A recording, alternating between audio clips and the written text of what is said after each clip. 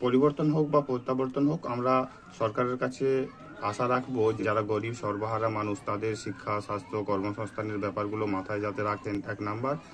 আর দ্বিতীয় নম্বর, এবং যাদের কিছু ডকুমেন্টেশনের ভুলের কারণে বা ছোট কোনো মিস্টেকের কারণে সে যে বাদ হয়ে গেছে এবং সে সত্যিকারেরই ভারতীয় নাগরিক যারা, তাদের ব্যাপারটা যেন ভাবা হয় নির্বাচন কমিশন এবং সরকারের তরফ থেকে। যেন প্রথম ভোট থেকেই আমি ভোট দিয়ে আসছি, যেহেতু 39 সালে স্বাধীনতার আগেই আমার জন্ম। যাকে ভোট দিচ্ছি সে আমাদের প্রতিনিধি হয়ে আমার মৌলিক প্রয়োজন, সেই প্রয়োজনগুলি তিনি সমাধান করবেন। প্রত্যাশা।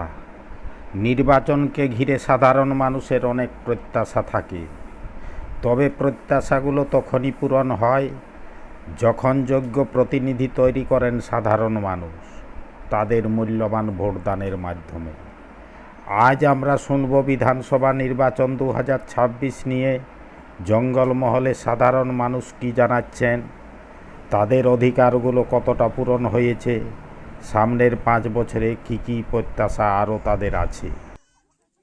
ভোটকে কেন্দ্র করে যেটা আলোচ্য হওয়া উচিত সারা দেশবাসীর জন্য, সেটা হচ্ছে যেমন ভোটার তালিকায় নাম তুলতে গেলে একটা তার নির্দিষ্ট বিচার এবং মান আছে, এভাবে তেমনি যিনি এই ভোটের প্রার্থী হবেন, যে কোনো দলেরই হোক, সে প্রার্থীর কোনো যোগ্যতার বিচার নির্বাচন কমিশন কিন্তু রাখেন না, যেটা রাখা উচিত বলে আমার মনে হয়।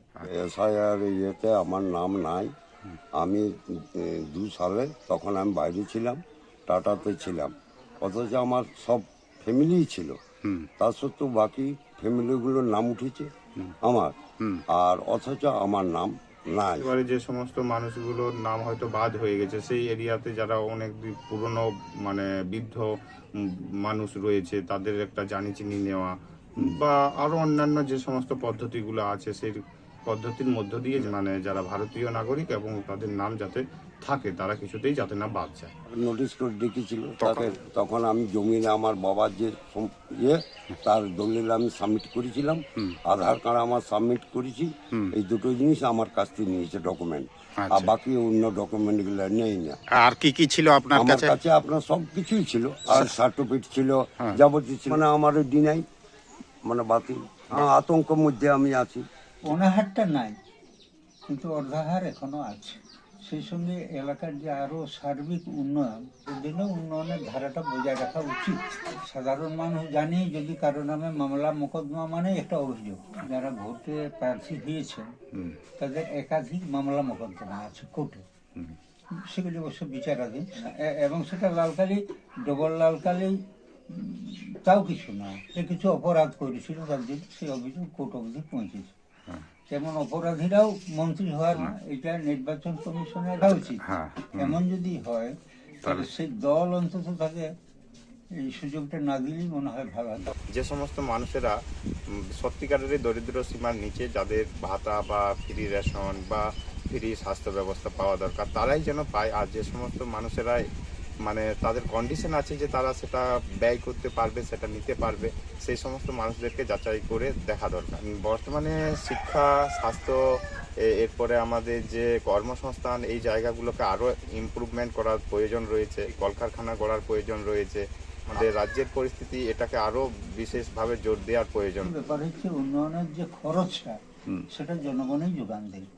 দেশটাও উন্নয়নশীল দেশ, উন্নত দেশ নয়, কিন্তু এই জঙ্গলমহলে দেখা যাচ্ছে এত বছর পরেও, স্বাধীন হওয়ার পরে, কিন্তু যতটা হওয়ার কথা ছিল এতদিনে, সেটাও ঠিকঠাক হয়নি আর কি। এবং প্রত্যেকটা রাজনৈতিক দলকে কোনো একটা বিশেষ ধর্মকে বা কোনো একটা বিশেষ জাতি সংগঠনকে বিশেষ গুরুত্ব না দিয়ে এ ধর্ম, জাত পাত, বর্ণ এই সমস্তের ঊর্ধ্বে উঠে রাজনীতি তো ধর্ম নিরপেক্ষ হওয়া উচিত।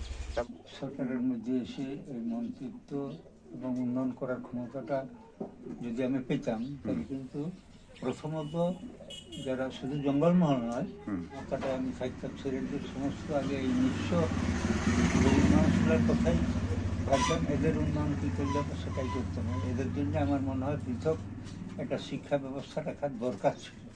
এই ভোটে সাধারণ মানুষকে এটাই বলবো যে শিক্ষা, স্বাস্থ্য, কর্মসংস্থান এর নিরিখে মানুষ যাতে ভোট প্রদান করে। এমন প্রার্থীকে আপনারা নির্বাচন করুন, তিনি যেন দেশের কথা, দশের কথা দেশের মঙ্গলের কথা ভাবেন এবং সেই মোতাবেক কাজ করেন, তাহলেই দেশ এবং দেশের মঙ্গল হবে, উন্নয়ন হবে, শান্তি স্থাপন হবে। আপনার বা আপনার এলাকার তথা রাজ্যের উন্নতির বদল ঘটাতে পারে আপনার এই মূল্যবান ভোট। অতএব যোগ্য ব্যক্তিকে নির্বাচিত করুন। ভিডিও সম্পর্কে মূল্যবান মতামত দান করুন, লাইক এবং শেয়ার করে ভিডিওটি ছড়িয়ে দিন। অবশ্যই ভিডিও ভলেন্টিয়ার চ্যানেলটি সাবস্ক্রাইব করে পাশে থাকার জন্য অনুরোধ জানাই। ধন্যবাদ।